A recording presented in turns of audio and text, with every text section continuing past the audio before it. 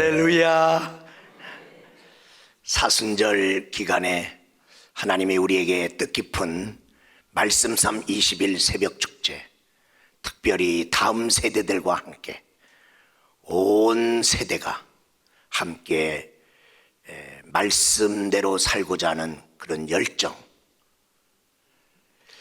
주님을 따라가고자 하는 열정, 그 열정으로 함께 해 주셨습니다. 한 420명 가까이 동행했고요, 한 300명 가까이 완주자가 나왔습니다. 함께한 모든 분들, 또한 그 새벽 축제를 위해서 보이듯 보이지 않게 섬겼던 모든 분들께 감사를 드립니다. 오늘 저는 부활하신 이후에 여드레 되는 날, 오늘 부활절 이후에 첫 번째 주일, 부활하신 주님 처음 부활하셨을 때 그 부활주일날 제자들이 긴가민가 하면서 부활하신 주님 만나갖고 얼마나 기뻤는지.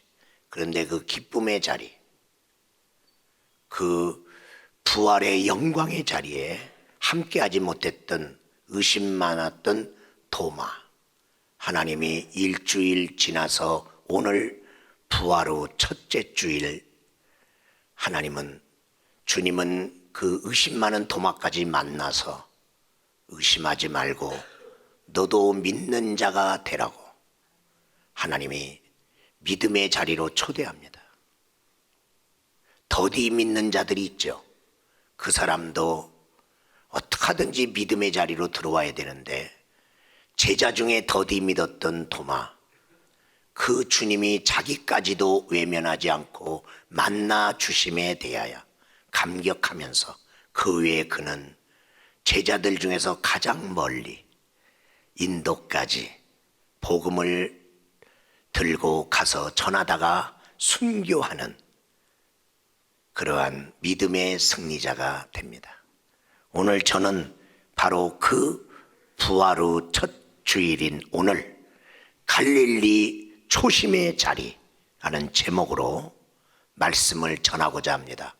부활하신 주님이, 부활하시면서 주님을 만난 첫 번째 여인에게도 너는 가서 제자들에게 내가 갈릴리로 간다고 말하라, 내 형제들에게 말하라, 거기서 나를 보리라고 말하라. 주님은 모든 자기를 믿는 자들, 자기 제자들을 갈릴리로 초청하고 있습니다. 그러면 서론적으로 먼저 우리가 생각할 것은, 도대체 예수님과 제자에게는 갈릴리가 어떤 의미가 있는가? 여러분, 사람마다 어떤 때 큰 좌절을 느낄 때, 이제 내 곁에는 아무도 없다고 생각할 때, 또 어떤 때는 엄청난 성공을 이뤘을 때 문득 가고 싶은 곳, 그곳이 어디입니까? 갈릴리는 예수님과 제자들에게 그와 같은 곳입니다. 우리들에게 고향 같은 곳입니다. 그들은 신앙의 고향이 갈릴리입니다. 고향은 딴 사람한테는 의미가 없습니다. 볼만한 거리 없는 고향도 많고요, 작은 고향도, 그리고 별로 내세울 것 없는 고향일 수 있습니다. 그러나 나한테는 내가 태어나서 내 어린 시절을 살아왔던 그곳, 살다 보면 문득 고향에 가고 싶은 마음처럼, 부활하신 주님은 신앙의 고향인 갈릴리로 제자들을 소집시키고 있는 것입니다. 그 사역의 출발의 자리로 그들을 모아놓고 이제 새로운 시작의 신호탄을 쏘아 올리려고 하는 것입니다. 그러면 갈릴리 그 자리는 첫 번째로 어떤 자리냐? 따라서 합시다. 초심의 자리. 마태복음 4장 18절 말씀에 성경은 갈릴리 해변에 다니시다가 두 형제 곧 베드로와 하는 시몬과 그의 형제 안드레가 바다에서 그물 던지는 걸 보시니 그들은 어부라. 그리고 21절에 가서 보면 또 세베대의 아들 그리고 야고보와 그 형제 요한을 거기서 부르십니다. 만나십니다. 우리 예수님한테는 이 땅에 오셔서 하나님의 사람으로, 자기 사람으로, 제자로 부르는 첫 번째 대면의 자리가 갈릴리입니다. 그렇게 제자를 모으기 시작했습니다. 그 갈릴리 땅부터 주님은 그 엄청난 많은 사역의 시작이 갈릴리부터 시작하셨습니다. 그래서 갈릴리에서 기적적인 고기잡의 기적을 베푸시기도 하고요, 갈릴리에서 수많은 사람의 병자를 고치고 귀신도 쫓고, 그 갈릴리 지역의 한 지역인 가나에서 물이 변하여 포도주 되는 놀라운 기적을 베푸는 주님의 첫 번째 사역의 자리. 우리 예수님이 거기에 가서 주님은 생각합니다. 왜 내가 하늘 영광 보좌를 버리고 이 땅에 왔는가? 예수님이 구원의 목적을 가지고 이 땅에 온 초심의 자리, 그리고 내가 지금 죽고 부활한 이때에 계속해서 그 구원 역사의 초심을 잃지 않고 있는가? 우리 예수님은 다시 한번 사역의 첫 자리, 그리고 자기와 함께 하나님 일할 사람을 불렀던 그 첫 자리로 주님은 자기 제자들을 소집했습니다. 목적을 잃어버리지 않고, 만약에 목적을 잃어버렸다면 그 목적을 다시 찾게 하기 위해서. 제가 이렇게 목회하고 이렇게 설교하는 중에 저희 교회에서 한 10년 이상 되신 분은 제가 첫 목회한 개척교회, 순복음 미랄교회, 안성군하고도 보계면하고도 상삼리하고도 살갱이 마을 35마을에 그 첫 번째 개척의 사역 얘기를 자꾸만 들을 것입니다. 들었습니다. 왜 그 목회 이제 내년이면 45년을 하는 내가 왜 그 처음 목회지 얘기를 자꾸만 끄집어냅니까? 초심을 잃어버리지 마라. 그 목회 초년생, 아무것도 모르는 나, 모든 것이 열악한 목회 초기에 하나님이 나와 어떻게 함께 했는가, 하나님이 어떻게 말씀했는가, 그것을 내가 기억해야 교만하지 않고 까불지 않는다. 오늘 제자들을 예수님과 함께 3년 반 내지 2년 가까이 예수님과 함께 살았던 이들, 그 제자들을 끌고 너희들 여기서 나하고 첫 번째 만났지. 그들이 거기서 주님을 만날 때, 구약의 수천 년 동안 약속하신 그 메시아를 만났을 때, 하나님의 아들을 첫 번째 만난 그 제자들, 너는 그 첫사랑, 그 첫 감격 기억하고 있느냐? 주님이 묻는 것이죠. 너는 그때 어떻게 살았더냐? 맨날 현실적인 생존의 삶에 매달려서 날마다 먹고 마시는 그 삶에 매여서 살지 않았느냐? 그렇게 열심히 살아도 인간의 한계를 절감하면서 네가 원하는 성공은 잘 안 이루어지는 거, 그런 삶을 살았던 너희들이 아니냐? 그 삶의 현장에 내가 너를 만나러 왔지 않았는가? 그때 너는 나를 처음 만났을 때 어떤 감격이었느냐. 그 많은 사람 중에 네가 뛰어난 사람이 아닌데도 하나님이 나를 찾아왔다는 이 한 가지 사실이 너에게는 어떤 의미가 있느냐. 주님이 갈릴리 현장에 가서 그들의 처음의 마음, 그 마음을 회복시키기를 원하시는 것이죠. 이 땅에서 우리가 살면서 잊지 말아야 될 것, 아름다운 추억들이 많은데 그럼에도 불구하고 그 중에서 잊지 말아야 될 게 뭐냐면 내가 이 세상 살면서 하나님을 처음 만난 그 사건, 그날을 기억하라. 그날 주님이 내가 어떤 형편에 있을 때 왔는지 기억하라. 하나님은 우리가 하나님 찾아온 그날 기억하기를 원합니다. 그리고 하나님을 믿는 우리들이 성경의 모든 말씀을 우리가 알면 얼마나 좋아요. 그 말씀은 다 몰라도 하나님이 내게 주신 말씀은 기억하라. 하나님이 나한테 이 말씀 주셨지. 기도할 때 이런 말씀 주셨지. 설교 말씀을 통해서 나에게 이 말씀, 신방을 통해서 이런 말씀 주셨지. 어느 장로님의 가정 갔더니 어떻게 얘기하다 보니까 목사님, 제 성경책에는 목사님이 첫 번째 저희 가정에 와서 신방했던 때 말씀과 날짜와 제목, 그 후로 모든 것을 기록해 놨습니다. 깜짝 놀랐어요.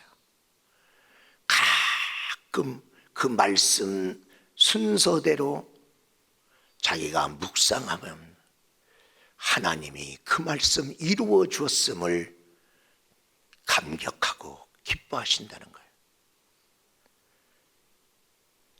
여러분, 하나님은 하나님이 주신 말씀, 하나님이 행하신 일을 자기 백성이 기억하기를 원합니다. 그래서 출애굽하고 광야 40년의 교회 생활을 했던 이스라엘 백성들이 가나안 땅 가서 하나님의 그동안 행하신 일과 하나님의 광야 동안에 계속 주신 계명을 잊지 말라고 신명기 다시 기록하여 쓴 글이 신명기거든. 하나님이 주신 계명을 다시 기록했단 말이야. 왜? 잊지 말라고. 오늘 하루의 삶을 살고 내일을 만나면 오늘의 삶을 잊어먹는, 기억나지 않는 병이 있습니다. 기억살인질증인데 그냥 살아온 날이 깡그리 꼭 폰에서 컴퓨터에서 날아가는 것처럼 삭제됩니다. 그런 병이 있습니다. 제가 병명을 정확하게 몰라서 죄송해요. 기억살인질증인데 그러니까 그게 너무나 싫어. 또 내일을 만나면 또 아무것도 없이 백지에서 또 출발해야 되니까. 그래서 그 여인은 오늘을 살면서 오늘의 삶에서 만난 사람을 찍기 시작합니다. 왜? 기억에 남으려고. 그리고 오늘 내가 갔던 식당, 내가 걸었던 길, 그리고 거기다 기록을 해놓습니다. 내일 가면 다 잊어먹는데 폰으로 찍어놨단 말이죠. 아, 어제 이 사람 만났구나. 아, 이 사람이 나하고 그래도 아는 사람이었구나. 아, 내가 이 식당 가서 밥 먹었구나. 내가 이 길을 갔구나. 자기를 잊어먹는 거. 여러분, 나라는 게 뭡니까? 내가 갖고 있는 기억이 다 상실되면 나는 누굽니까? 그 기억이 축적돼 갖고 나구나. 근데 이 기억이 잊어먹는 거야.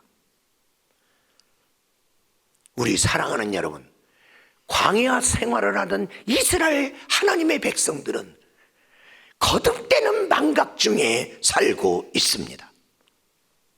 여러분, 한 번도 아니고 작은 기적도 아니고 엄청난 기적 10번을 애굽에서 경험했습니다.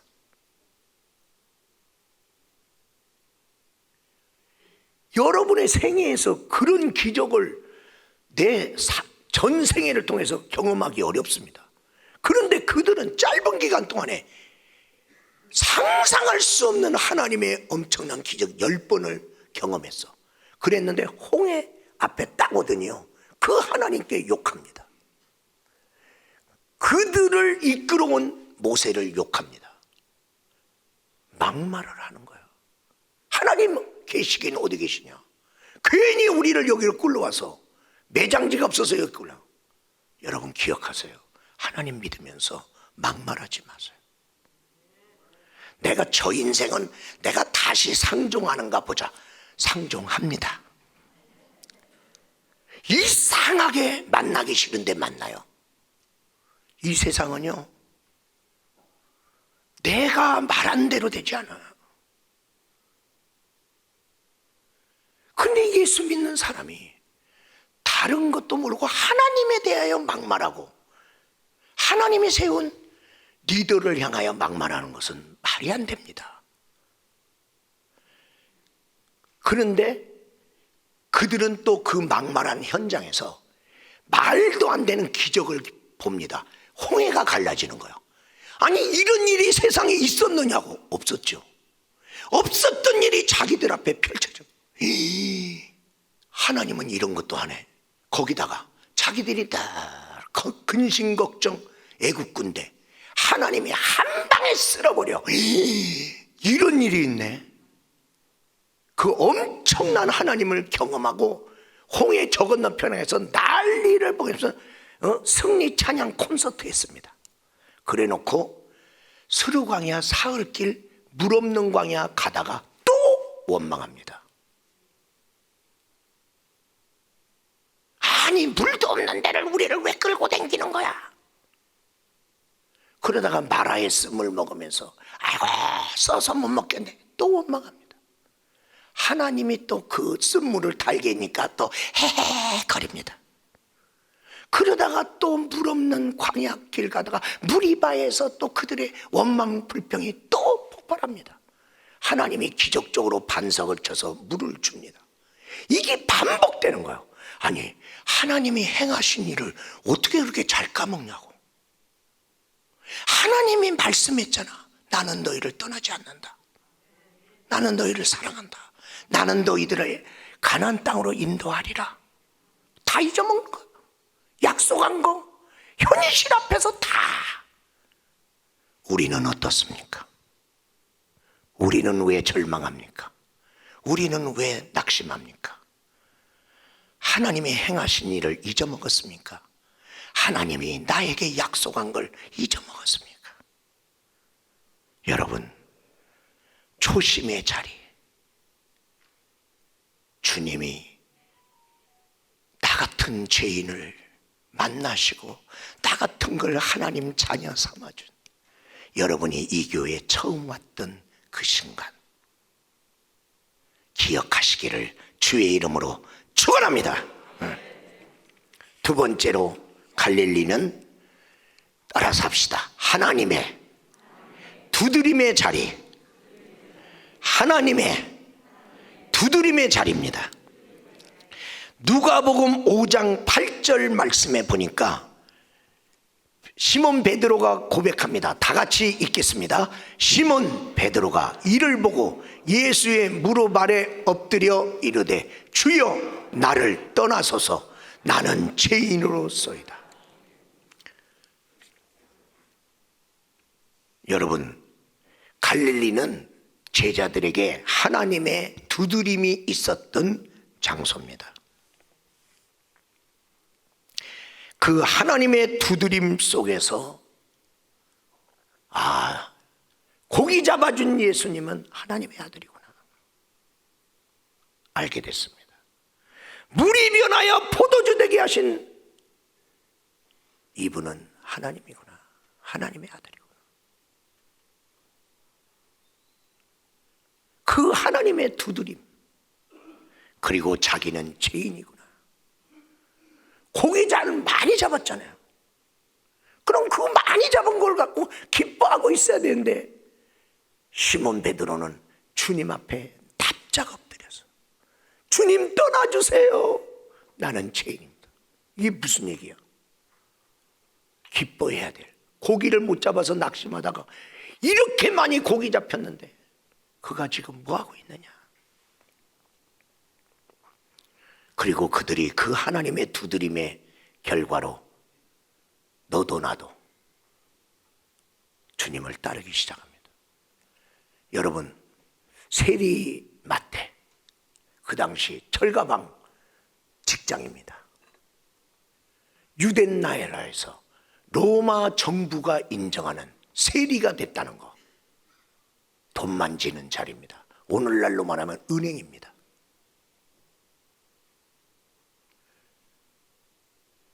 그가 얼마든지 돈 벌 수 있는 자리고 모든 사람이 부러워하는 자리예요.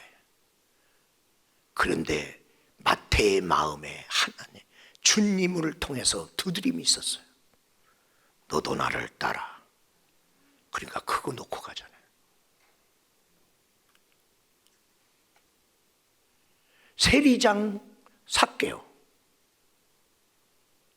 도대체 예수님을 영접하고 자기 집에 모셨을 때 무슨 일이 있었기에 그가 주님 앞에 엎드려 나는 지금까지 살아왔던 모든 삶을 180도 바꾸겠습니다.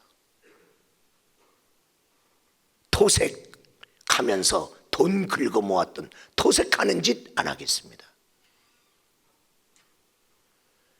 이웃을 돌아보지 않고 내 행복만을 위해서 살았던 내 삶을 이제 이웃과 함께 살겠습니다.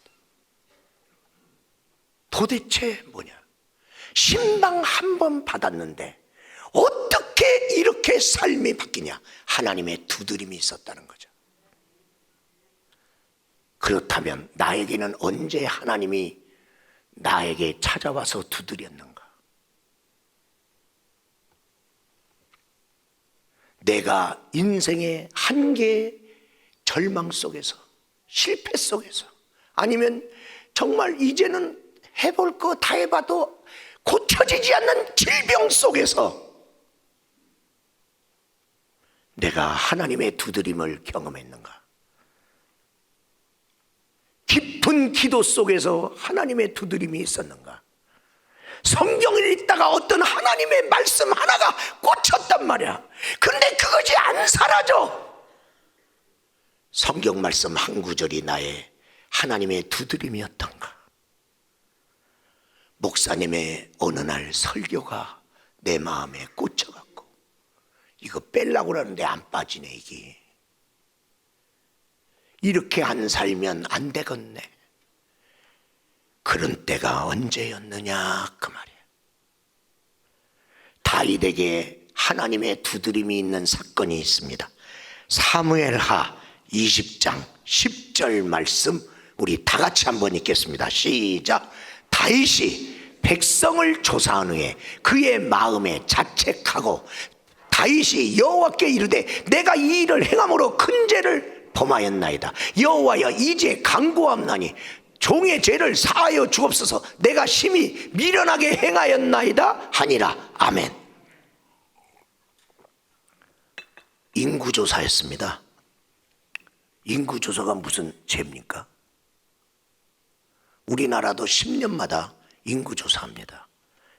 그래서 지금 남자가 몇 명이냐 여자가 몇 명이냐 나이별로, 그리고 10년 동안에 태어난 사람은 몇 명이고 돌아가신 분은 몇 명이냐,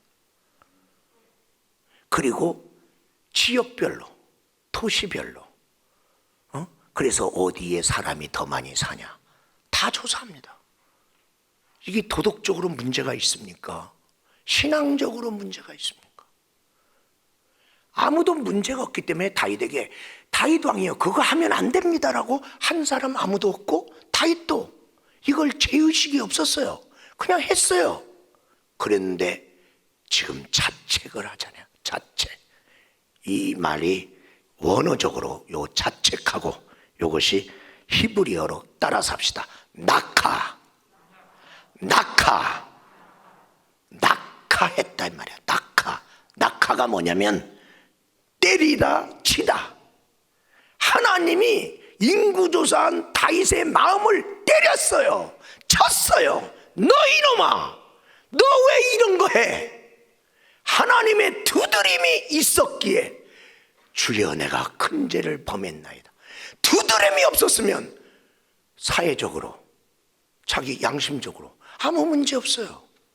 두드림을 받고, 아, 이게 죄구나, 내가 큰 죄를 범하였나이다.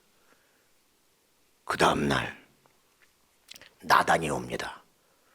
당신이 인구조사한 잘못된 벌로 하나님이 3가지를 제안했습니다. 7년 흉년, 3개월 동안 원수에게 쫓기는 거, 3일 동안 전염병이 이 땅에 도는 거, 셋 중에 하나 택하세요. 그래서 7년 흉년, 3년 6개월 동안 엘리야가 있을 때, 아합 때 3년 6개월도 막 나라 경제가 무너졌는데 7년 안 되지. 3개월 동안 원수한테 쫓겨. 그것도 너무 기노. 그럼 아니 3일은 그냥 죽었다 깨도 3일은 금방 갈 것 같아. 그래서 3일 전염병을 택했어요. 하루에 전염병으로 수많은 사람이 죽었어요. 그래 다윗이 내 죄 때문에 내 백성이 죽었구나, 내 죄 때문에 막 가슴 아파하는데, 하나님도 가슴 아파하는 다윗이 회개하는 거 몰라서 그랬는데 하나님의 두드림 속에 자기가 잘못한 걸 알고 회개한 다윗에게, 다윗아, 이 재앙을 멈추기 위하여 너 아리우나 타작마당을 네가 사서 거기서 속죄 제를 드려라. 그러면 이 저주가 끊어지리라. 재앙. 여러분, 저주가 왔으면 저주를 끊는 예배를 드리세요. 그러고 그쳤습니다.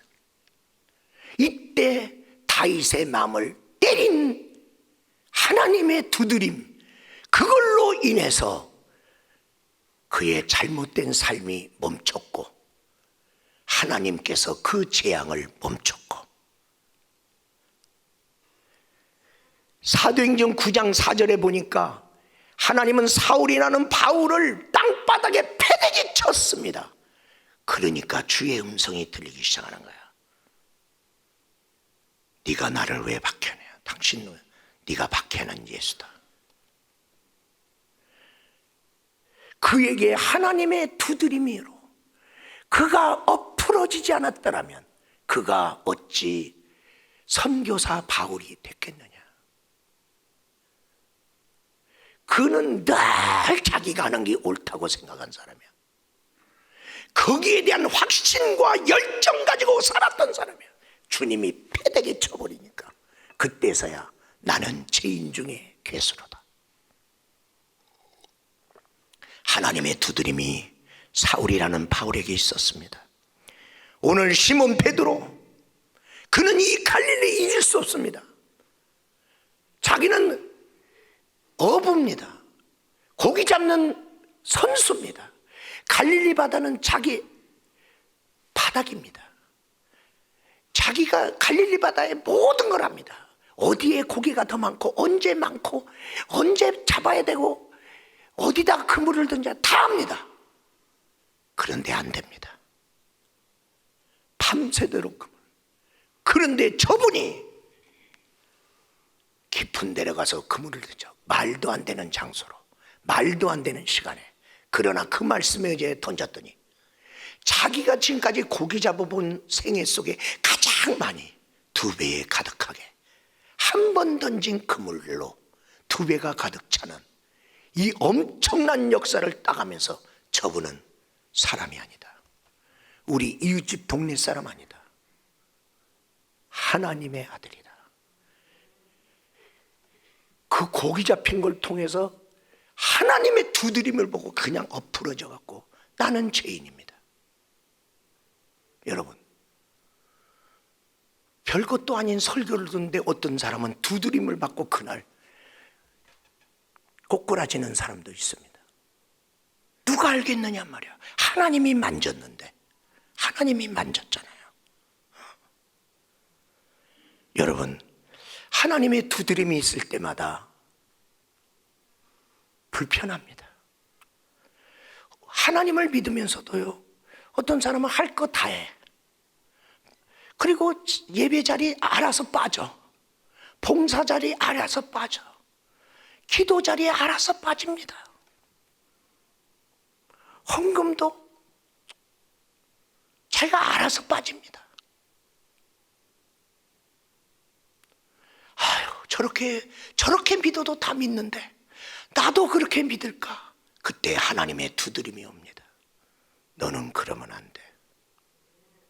주님, 다른 목사님들도 저렇게 살잖아요. 나도 좀 그렇게 살면 안 되나요? 너는 안 돼. 하나님 때문에 불편해.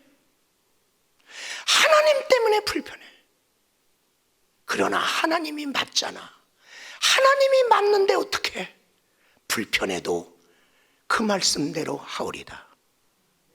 이 하나님의 두드림의 자리가, 이 예배 자리가 그 자리 되고, 기도 자리가 그 자리 되고, 여러분의 삶 속에 하나님의 두드림의 자리, 갈릴리가 있기를 주의 이름으로 축원합니다. 스티븐 스필버그의 영화 칼라 퍼플이라는 영화가 있는데, 거기에 우드 골든버그라고 하는 주인공 하녀입니다. 누가 하녀를 눈여겨보겠어요? 거기다가 문맹인이야. 공부를 못한. 근데 그가 친구하고 어느 날 산책길을 갑니다. 철길을 가는데 철길 울타리 너머에 라벤더 꽃이 보랏빛 색깔로 쫙 언덕을 뒤엎었습니다. 그리고 그 언덕 너머로 짙은 푸른 하늘이 보입니다. 그리고 그 푸른 하늘 속에 조각구름이 떠 있습니다. 그걸 보면서 이 우피 골든버그가 팔꿈치로 친구를 탁 치면서 야, 하나님의 눈길을 보라 그랬습니다. 하나님이 우리를 쳐다보시네. 사랑한다는 마음으로 바라보시네. 라벤더 보랏빛 꽃으로 쫙 하나님이 나는 이처럼 너를 사랑한다. 푸른 하늘처럼 저 조각구름처럼 네가 내 마음에 있다. 하나님의 눈길을 어디서 경험하는가? 아, 하나님이 보고 계시는구나. 하나님이 보고 계시는구나. 하나님의 두드림. 우리 일상생활 속에서도 그러한 은혜가 있기를 주의 이름으로 축원합니다. 세 번째로 부르심의 자리입니다. 갈릴리는 제자들을 불렀던 하나님의 사람으로, 사람 낚는 업으로 예수님을 따르는 제자로 불렀습니다. 마태복음 4장 19절에서 20절 말씀 다 같이 읽겠습니다. 말씀하시되 나를 따라오라. 내가 너희를 사람 낚는 어부가 되게 하려 하시니 그들이 곧 그물을 버려두고 예수를 따르니라. 아멘. 나는 내가 살던 대로, 주변 사람이 사는 대로 그렇게 살고 있습니까? 어느 날 내 마음을 두드리시는 하나님의 두드림 속에 예수님의 부르심을 따라 다른 사람 어찌하든지 그 부르심을 따라 살고 있습니까? 나는 언제 어디서 부르심을 입었습니까? 오늘 제자들은 갈릴리라고 하는 부르심의 자리에서 한 사람 한 사람 부름을 받았습니다. 각 직종이 달랐어도 부름을 받았습니다. 하나님의 두드림이 있는 가운데 부르심이 있었기에 배와 그물을 버리고 쫓으니라. 마태는 세관을 사표 쓰고 따르니라. 이 두드림, 딴 사람은 몰라도 너는 이렇게 살아. 그 부르심의 삶, 부르심의 삶. 딴 사람은 여의도 순복음교회에서 목회하더라도 너는 시골 가서 개척해. 부르심의 자리. 갈릴리에 가서 이들을 위해 여기다 소집합니까? 예수님을 3년 반 내지 2년 동안 따랐습니다. 따르면서 이들은 부르심의 자세가 흐트러지기 시작했습니다. 부르심에 맞지 않는 말을 하고 제자가 삽니다. 부르심에 안 맞는 감정과 마음을 가지고 삽니다. 부르심에 맞지 않는 행동을 합니다. 그러다가 예수님 죽는 걸 보았습니다. 그리고 다 흐트러졌어요. 그리고 부활하신 주님이 다시 소집했습니다. 갈릴리로 와라. 왜? 제 부르심. 다시 한번 부르심 위에 너는 서야 된다. 무엇이 너를 넘어뜨렸던가, 무엇이 너를 무디게 했던가. 자칭 수제자라는 베드로도 예수님을 부인하면서 3번 부인하면서 욕하면서 저주하면서 무너졌잖아요. 무너진 그대로 어떻게 주의 일을 맡겨요? 다시 와라. 부르심의 자리로 다시 와서 다시 부르심에 합당하게 살아라. 여러분, 옛날에 우리는 하나님의 부르심이 버겁고 힘들지만 주님의 부르심에 순종하고 신학교 와서 늘 부르던 찬송, 푸른 바다 나서니 몸 어디든지 가오리다. 아골골짝 빈들에도 어디든지 가오리다. 어디든지 가오리다. 어디든지 가오리다 하고 찬양했습니다. 그런데 지금 신학생들은 그 곡을 어떻게 편곡해서 부르냐? 푸른 바다 나서니 몸 평택까지 가오리다. 왜? 평택 밑으로는 못 갑니다. 수도권에서는 몰라도 수도권을 벗어나서는 날 부르지 마세요. 아주 자기가 아예 정해놨어. 부르심이 잘못됐단 말이죠. 부르시니가 어디로 가라 하든지 가야 되지 않냐. 오늘 제자들을 다시 부르심의 자리에 불렀습니다. 그리고 우리 주님께서 시몬 베드로에게 또 그 전에 주님을 처음 만날 때 하나님의 두드림이 있었던 고기 잡는 사건을 또 일으킵니다. 이번에는 오른편에 던져라. 그러면 고기가 있으리라. 한 마리도 못 잡다가 또 대박 났습니다. 그 고기 숫자가 153마리라. 그걸 경험합니다. 주님이시다! 그러고 다 헤엄치고 배 저어서, 그래서 해변가에 나왔더니 주님이 고기 구워놓고, 그리고 주님께서 그들에게 먹을 것을 줬습니다. 떡을 주고. 그러면서 베드로에게 너 아직도 나 사랑해? 그러면 내 양을 먹여라. 너 아직도 나 사랑해? 그러면 내 양을 먹여라. 무너졌던 그를 다시 세운 거예요. 그리고 주님은 그에게 명령합니다. 요한복음 21장 18절 19절 18절 한번 읽겠습니다. 내가 진실로 내게 이르노니 내가 젊어서는 스스로 띠띠고 원하는 곳으로 다녔거니와 늙어서는 내 발을 벌리니 남이 내게 띠띠우고 원하지 않는 곳으로 데려가리라. 그리고 너는 나를 따르라. 그가 어떤 죽음을 당할지라도 너는 나를 따르라. 다시 세우시고 부르시고 다시 파송하고 있는 주님. 우리 사랑하는 여러분, 여러분이 지금 부르심의 자리에서 이탈되었다면 갈릴리 부르심의 자리로 가서 다시 새소명 받고 부활하신 주님과 다시 시작하는 저와 여러분이 되기를 주의 이름으로 축원합니다. 결론적으로 말씀드립니다. 따라서 합시다. 부활의 주님과 함께 다시 시작합시다. 부활의 주님과 함께 다시 시작합시다.